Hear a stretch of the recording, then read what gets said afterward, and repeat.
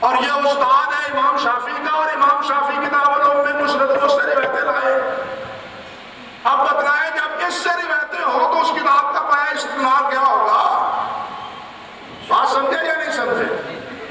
اسی طرح کی موطا ہے، باقی تو بات چھوڑے، موطا کی مراسیل بہرحال مجھ سے روایت ضعیف ہے۔ امام مسلم رحمۃ اللہ علیہ نے فرمایا ہے نا کہ الاجماع عندنا ان المرسل غیر حجت ہے، کہ ہمارے نزدیک یہ بات مجمع علیہ ہے کہ مرسل روایت جو ہے وہ قابل استدلال نہیں ہے، ضعیف روایت، مردود روایت ہے۔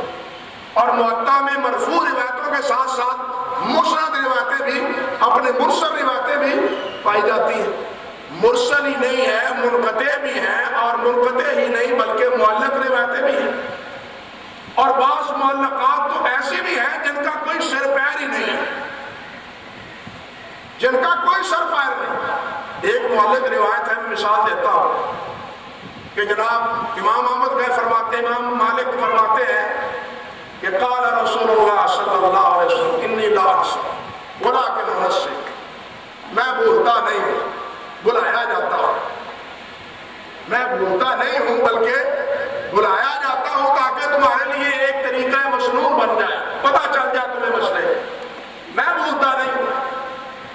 جبکہ آپ دیکھیں صحیح بخاری میں حضرت عبداللہ ابن مسعود رضی اللہ تعالی عنہ سے روایت ہے کہ نبی علیہ السلام نے فرمایا انی انسا کما تنسون، میں اسی طرح بھول جاتا ہوں جس طرح تم بھول جاتے ہو۔ سیدہ صاحب ہے نا، سیدہ صاحب ہے نا، تو نبی علیہ السلام کو صاحب ہوتا تھا۔ ہمارا مسلک معاذ اللہ رافضیوں کا تو نہیں کہ امام کو بھولی نہیں ہوتی، رافضیوں کا مسلک ہمارا تو نہیں ہے کہ وہ کہتے ہیں کہ ہمارے امام کو آمدن بھی اور سہون بھی خطا ان سے ہوتی ہی نہیں۔ نبی علیہ السلام سے بھول ہوئی، ہمارے لیے ایک راستہ مل گیا، لیکن یہ نہیں ہے کہ نبی علیہ السلام بھولتے نہیں، بھولتے۔ بات سمجھے؟ آپ فرمایا ہے نبی علیہ السلام نے کہ انما انسا کما تنسو، جس طرح تم بھول جاتے ہو میں بھی بھول جاتا ہوں۔ سمجھے بات؟ امام احمد بن حنبل رحمۃ اللہ علیہ کی مسند ہے، 6 جلد اور بڑی ضخیم اور بڑی عظیم کتاب، لیکن امام ابن جوزی رحمۃ اللہ علیہ نے تقریباً 20-22 روایات ایسی ہیں جن پر حکم لگایا ہے کہ مسند کی یہ روایتیں موضوع ہیں۔ کتنی روایتیں؟ 20-22 روایات کہ یہ مسند احمد میں کیا ہے؟ موضوع ہے، صحیح ضعیف نہیں، موضوع ہے۔ حافظ ابن حجر رحمۃ اللہ علیہ نے القول المسدد میں ان روایات کے دفاع کی کوشش کی ہے، لیکن اہل علم جانتے ہیں کہ وہ دفاع صحیح طور پہ حافظ ابن حجر کا نہیں چاہیے۔ عرض کرنے کا مقصد یہ تھا کہ امام شافعی کی کتاب ہو، امام احمد کی کتاب ہو، امام ابو حنیفہ اور ان کے شاگردوں کی کتاب ہو، یا امام مالک رحمۃ اللہ علیہ کی کتاب ہو، ان کا پایا استدلال دلائل کی روشنی میں وہ نہیں ہے جو پایا استدلال صحیح بخاری کا ہے، صحیح بخاری کا۔ اسی لیے تو علماء اس بات پہ متفق کہ اصح الکتب بعد کتاب اللہ البخاری، بلکہ ایک اور پہلو دیکھیں، اللہ اکبر، ایک آدمی کتاب لکھتا ہے، ایک آدمی کو کتاب لکھتا ہے، ایک آدمی بلڈنگ بناتا ہے، ایک انجینئر بلڈنگ بناتا ہے، خاکہ بناتا ہے، نقشہ بن گیا۔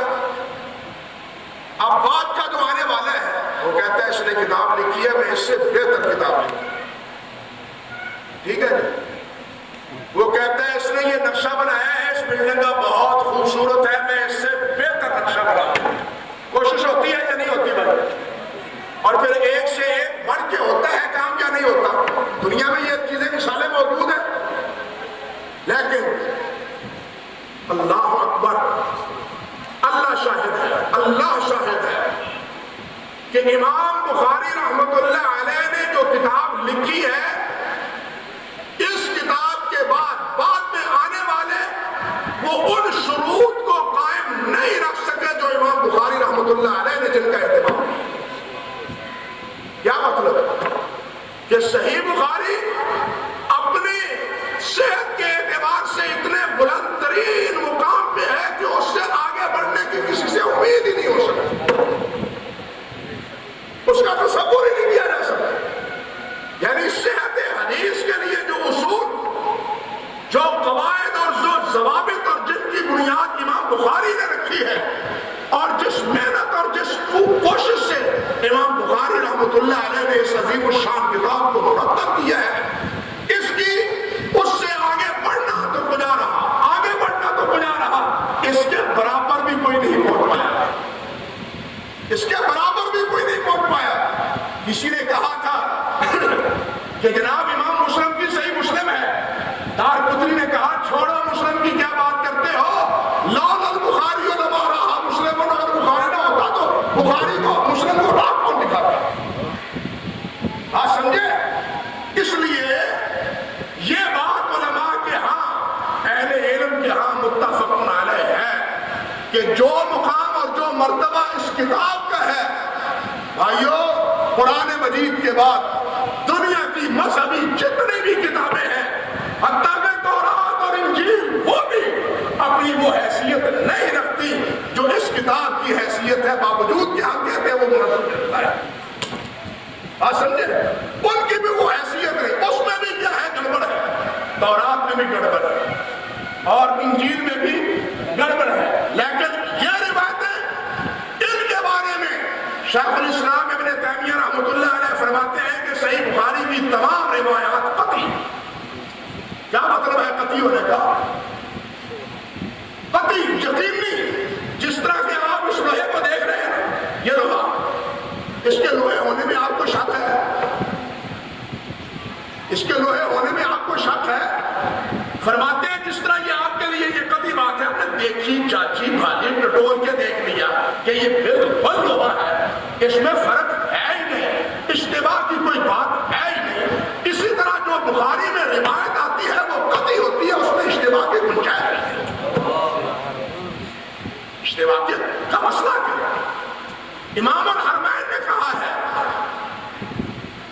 امام ابو النصر سجزی نے کہا ہے، اور بھی مشائخ کے بات کہنے والے ہیں، اور ابو النصر سجزی اور امام الحرمین ان کا مقام اور مرتبہ کیا ہے، وقت نہیں ہے کہ ساری باتیں آپ سمجھ سکیں۔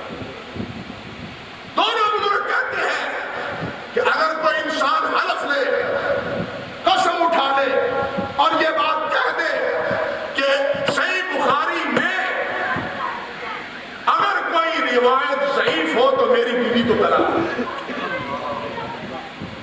صحیح بخاری میں اگر کوئی ضعیف روایت ہو تو میری بیوی کو، دونوں بزرگ کہتے ہیں اس کی بیوی کو طلاق نہیں ہوگی، اس لیے کہ صحیح بخاری میں کوئی روایت ضعیف ہے ہی نہیں، کوئی روایت ضعیف ہے ہی نہیں، کس طرح ہو اس کو طلاق؟ یہ ہے اہل علم کے نزدیک اس کا وجود، بلکہ تاریخ میں اس وقت تو نام بھول گیا، ساری باتیں یاد نہیں رہتی، اتنا حافظہ تو ہے نہیں۔